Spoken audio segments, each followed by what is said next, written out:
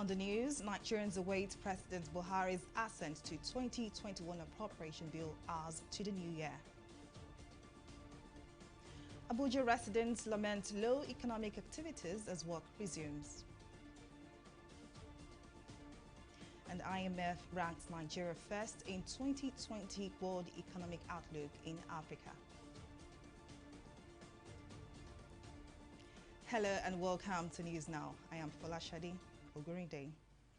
Now, a few hours to the end of the year, the 2021 appropriation bill is yet to be assented to by President Muhammadu Buhari. The president's delay in signing the fiscal document threatens the January to December budget cycle, which was achieved last year. President Buhari signed the 2020 appropriation bill into law on December 17, 2019, 12 days after it was passed by the National Assembly. But the president is yet to sign the 2021 appropriation days after it was transmitted to the executive by the National Assembly. The National Assembly, during an emergency session convened last week Monday, passed a 13.58 trillion naira budget for the 2021 fiscal year.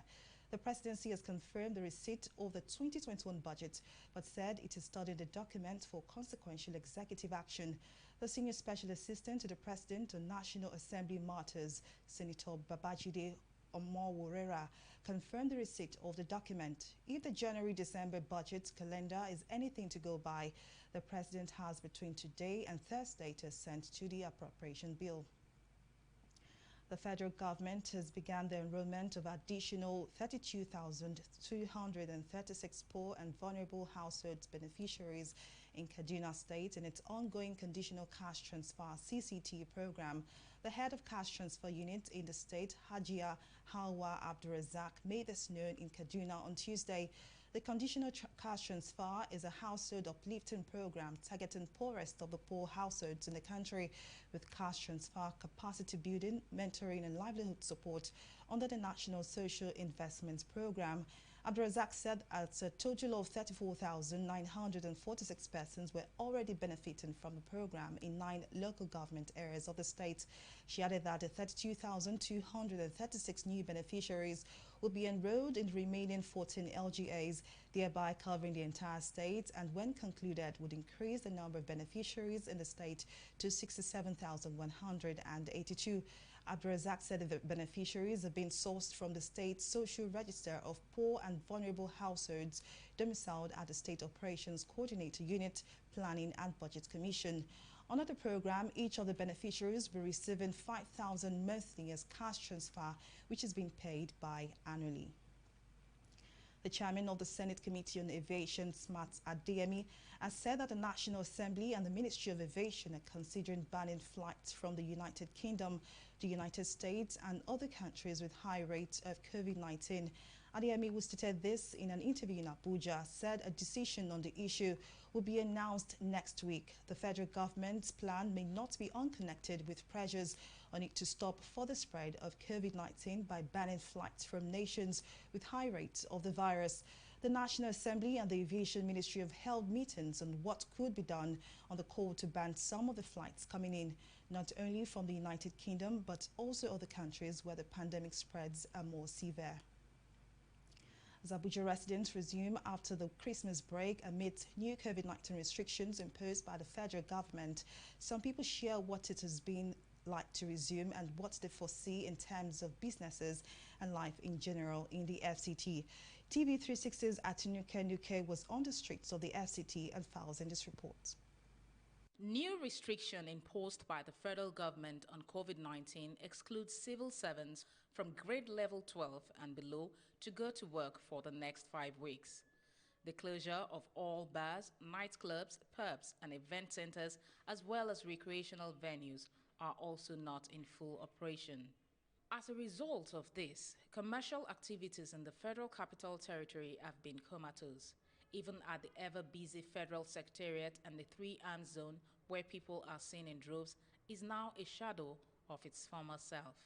Actually, we're supposed to be resuming soon, but because of the lockdown, the second phase of it, we are told to go on break for, I think, 5 weeks. So that in view, it's not really conducive for me, it's not comfortable for me. knowing too well that I have a lot of things to do at the office. I'm not a business person. Actually, the business cannot move as usual before. Definitely, it can affect the business because so far there's no gathering, much gathering. The business will slow. The restrictions made by the government, it is very important. Let us all observe it because this disease is deadly. It has no cure now, even though they say they have gotten the vaccine of it. So the only thing is we should all observe the protocol laid by the federal government. I know businesses will collapse, but life first. If you have life, there is hope. To enforce the lockdown guidelines, the FCT Ministerial Task Team on COVID-19 protocols has started clearing some recreational parks and sensitizing people on the need to adhere to safety regulations. Head Media and Enlightenment of the task force, Ikaro Atta, spoke with TV360 on the arrests made so far and how the enforcement team has handled people who breach the directive of the Presidential Task Force on COVID-19. Residents of Abuja are presently unsure if another lockdown is imminent, as cases of COVID-19 infections seem to be on the rise. From Abuja, Atinuke Nuke, TV360 News. A non-governmental organization in Nigeria, the Center for Credible Leadership and Citizens Awareness, has absolved the service chiefs of any responsibilities for the heightened insecurity in the country. The center, in collaboration with other 92 youth-based groups and non-governmental organizations, are rather calling for the sack of all current 7 ministers over incompetence. The group, at its one-day summit titled Origin and Root Causes of Insecurity in Nigeria, The Way Forward, said that the blame for the nation's insecurity should be dropped at the doorstep of the various ministers. The politicians that are not performing, that are there, that are supposed to be deputies to Mr. President, that call themselves honorable ministers, those of them that are sleeping there, that Mr. President should please, with all due respect, relieve them of their appointment because they are dragging the country backwards. Some of the ministers in this country, some are doing well. Some ministers of the Federal Republic of Nigeria are doing well. But we have a whole lot of ministers that either are bereaved of ideas or do not really know why Mr. President appointed them to act as deputies in various ministries for him. It is clear that they are not supporting Mr. President. They are not, stepping up his efforts to ensure that Nigeria is secure. So what we are saying is that Mr. President, in his wisdom, we are making an appeal that Mr. President, in his wisdom, should fish out these persons and relieve them of the appointment so that the country can move forward. Gunmen have kidnapped the auxiliary bishop of Owerri Catholic Archdiocese in Imo State, Moses Chikwe. The bishop was kidnapped at the World Bank area of Owerri, the state capital. It was reportedly kidnapped on Sunday night alongside his driver. The bishop's car and official regalia were later found near the Azonto Cathedral in Owerri State. A statement signed by the Secretary General of the Secretariat, Zechariah Zanjumi, said the Archbishop of the Diocese, Victor Obina, confirmed the kidnapped while calling for the prayers for the kidnapped bishop. The governor of Oyo State, Seyi Makinde, has said that the bandits from Mali are trying to enter the country through a border in the state. The governor, who made this disclosure during a visit to the palace of the Okere in Shaki, Khalid Olabisi, said he met with traditional rulers from Oke-Ogun zone, maintained that bandits from Mali were trying to cross in through Shaki, a town in the state. He, however, showed that the monarch's, that is government, will continue to do everything possible to develop the state and uplift its people. Makinde, while justifying his claim on the bandits movement, said the town shares an international border and is more of an international issue. There is need to empower women and more due to the economic recession to avoid a rising spate of malnutrition among children in the country. The impact of the COVID-19 and economic recession is putting more homes in difficult situation, and analysts say the way out is to empower women to help address the increase in cases of malnutrition. Earlier, we spoke to Tokumbo Fashoro, founder by BI Initiative, a non-governmental organization that fights poverty, malnutrition, and promotes women empowerment. When you empower one woman, just one woman, you find out that you're giving food to an average of 4 children. So what I decided to do is to focus on empowering women, because a woman cannot just sit down and watch her children go hungry. So I believe that it's not like we can start, doing big things, but even if we can start with the small things by empowering women. When you empower a woman, you can imagine, look at this picture.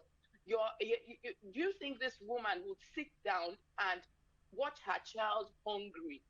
But if you empower her, you give her something to do, something that can make her earn a living, something that can make her, that can give her the power to feed her children and send her children to school. Part of what we do in Oworu, we have empowered women that today they are paying their children's school fees out of the little small businesses that they have started. It's super amazing. We'll take a short break here, but still to come, farmers warn of maize scarcity next year.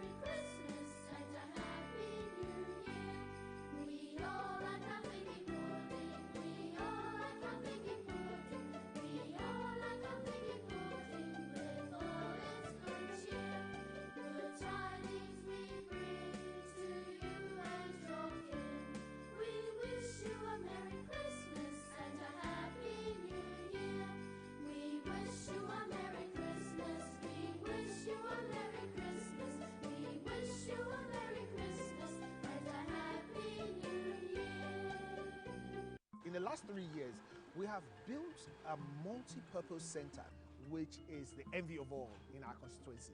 And I can tell you that the people who are living there are already enjoying it. Guy, do you think what this man just said is true? See, I seriously doubt. I'm sure it's one of those their silly lies. And wait, do you know there's a way to find out if these things he's saying is true or not? This is the Construct app. It gives people like us a sure way to track implementation of constituency projects. It gives valid and verified information on location of projects, amounts allocated, amount funded, the level of job done, and even the profiles of concerned legislators.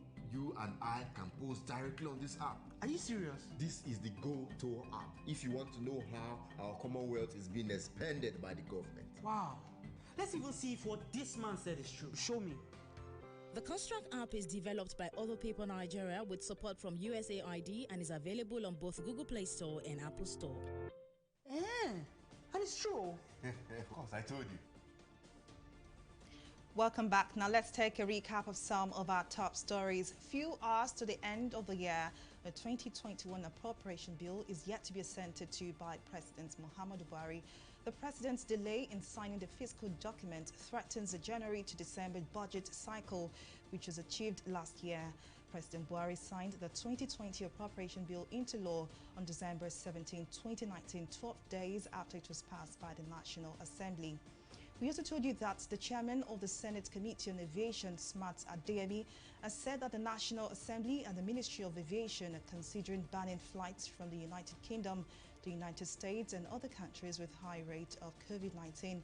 Adeyemi, who stated this in an interview in Abuja, said a decision on the issue would be announced next week.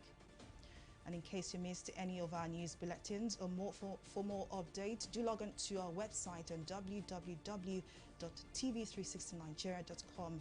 You can also follow us on our social media platforms on Twitter, Instagram, YouTube and Google Plus at TV360 Nigeria. On Facebook, we are at TV360 Online.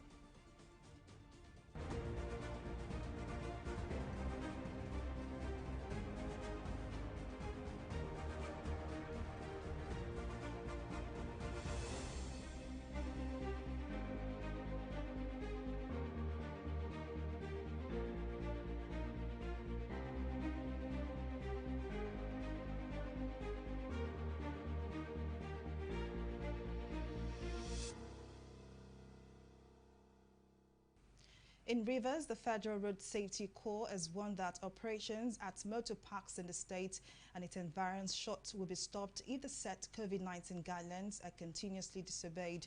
The FRSC sector commander in Rivers State, Salisu Galandunsi, handed down the warning while speaking with newsmen in Port Harcourt, the state capital. This move, according to him, is necessary as part of measures to curb the spread of the disease in the state, especially in view of the second wave of the pandemic. Galandunsi said the Corps has observed that with dismay that many passengers have refused to wear face masks before leaving their homes to travel. He also urged motor park operators to take the warning seriously. In the same vein, he also called on other relevant law enforcement agencies to ensure that these guidelines are adhered to accordingly. Now to more stories. We tell you, so far the Federal Capital Territory Administration, FCTA, has placed the number of health workers who have so far contracted COVID-19 in the territory at 476, with 4 medical doctors dead. This is according to the Chief Press Secretary, CPS, to the FCT Minister, Anthony Ogunleye, who made the statement on Tuesday. He said that contrary to reports that normal services at the hospitals have been hampered with fatalities, hospitals are still operating at full capacity. Now, in COVID-19 cases, Nigeria on Monday recorded more deaths from COVID-19 as the country continues to battle the second phase of the infection. According to the latest figures from the Nigeria Center for Disease Control, NCDC, 10 people died and 397 new cases were recorded, one of the lowest daily figures in December. In the past 10 days, there have been 52 recorded deaths from the COVID-19 and a total of 1,264 deaths. The 397 new cases were found in 18 states, as Lagos recorded 144 cases, Plateau had 83 cases, and Kaduna 48 cases. With the latest figure, the country's total infections is now 84,811. We'll take a break here. Up next is Business and Stock Market Review. Please stay with us.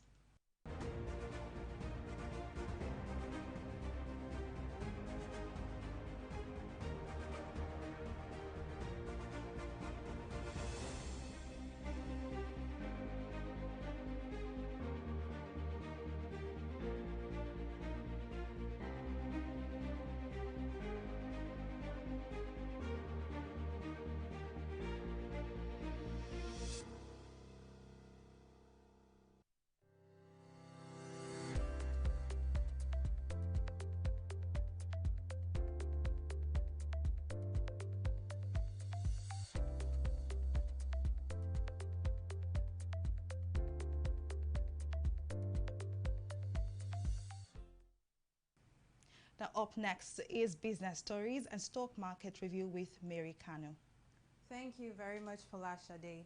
And now in business, farmers in Okeogun area of Oyo State have raised an alarm over maize scarcity in 2021 following loss suffered in the outgoing year due to lack of government input.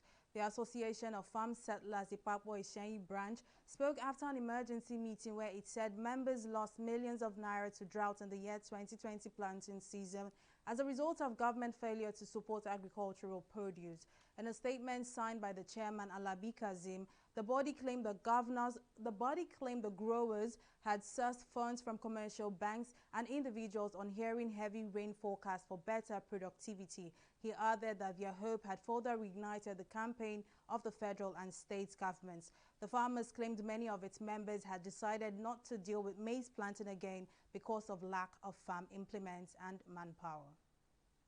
Nigeria stands as the #1 country in Africa in the International Monetary Fund IMF 2020 World Economic Outlook's ratings of countries. Using countries' gross domestic products GDP, IMF ranks Nigeria among the first 26 countries in the world in the same position with an average of 442 million US dollars. Countries are sorted by nominal GDP estimates from financial and statistical institutions which are calculated at market or government official exchange rates. Nigeria had put in place several measures to improve the economy by tackling various sectors that have a direct impact on the lives of its citizens. We'll take a pause here and return with Stock Market Review.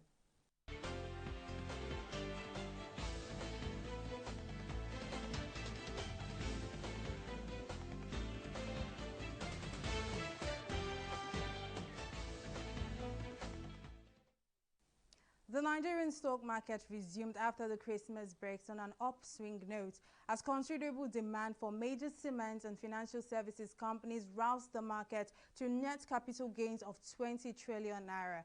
All-share index also closed positive at 0.80%, that is 39,110 basis points. Now, despite the gains recorded by the stock market, 19 equities recorded gains against 19 losers. Today's list of top gainers saw BUA Cement PLC close with 4 naira gain as the equity has gained 618 billion naira since the opening of trade on the Nigerian Stock Exchange for the 4th quarter of 2020. Now, investors are putting their position for the shares owing to its relative valuation and impressive growth prospects. Now, equities from the financial services sectors completed the list of top 3 gainers. Zenith Bank, you have Zenith Bank, you have Axis Bank, and NPF Microfinance Bank. They rounded off the list with a combined 98 kobo gain. Now, the losers list had equities from different sectors record losses as CAP PLC, Flour Mills Nigeria had a combined 50 kobo loss,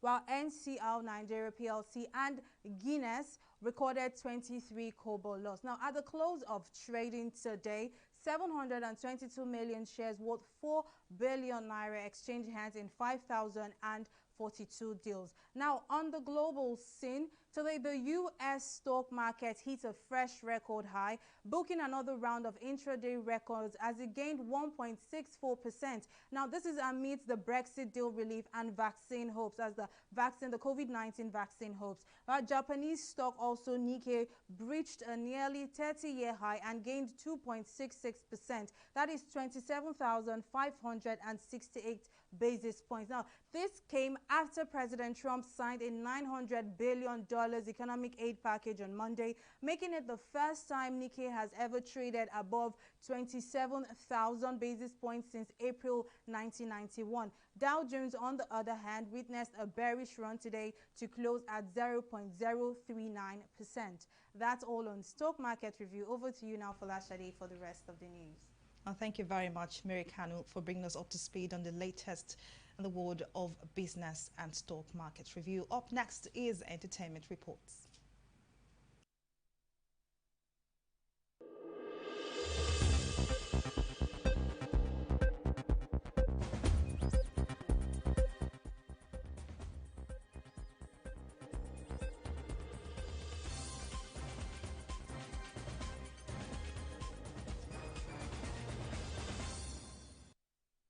Nigerian musician David Adeleke, popularly known as Davido, recently took to social media to speak about targets in for afterlife. The femme crooner revealed on social media that he is convinced that his final destination is heaven. Davido further added that he was not even afraid to go to heaven. His pronouncement immediately sent Twitter tongues raging as fans reacted to the post. According to him, he has a mansion in heaven, and in response to a fan, he said he hopes others make it to heaven too. Wala for would they afraid to go to heaven? No. Nigerian movie veteran Richard Mofe-Damijo and his wife Jumobi celebrated their 20th wedding anniversary on Tuesday. In a short note shared via his Instagram page, the movie star expressed his amazement, acknowledging God as the reason for his fruitful marriage. The couple got married in 2000 and they are blessed with 4 children. Here's wishing the Mofe-Damijos a happy wedding anniversary. Nigerian-British actor David Oyelowo has expressed his excitement at being cast as Commander Adewale in the Netflix newly released post-apocalyptic sci-fi movie Midnight Sky. Oyelowo stars alongside George Clooney, Felicity Jones in the film, which is based on the 2016 novel Good Morning Midnight by Lily Brooks Dalton. Midnight Sky follows the story of Augustine Lofthouse, a scientist who attempts to save what's left of humanity by venturing into the Arctic Circle to warn a returning spaceship of the global catastrophe that happened in their absence. The movie is directed by George Clooney and is currently streaming on Netflix. And that's all we have for you on the entertainment segment of News Now.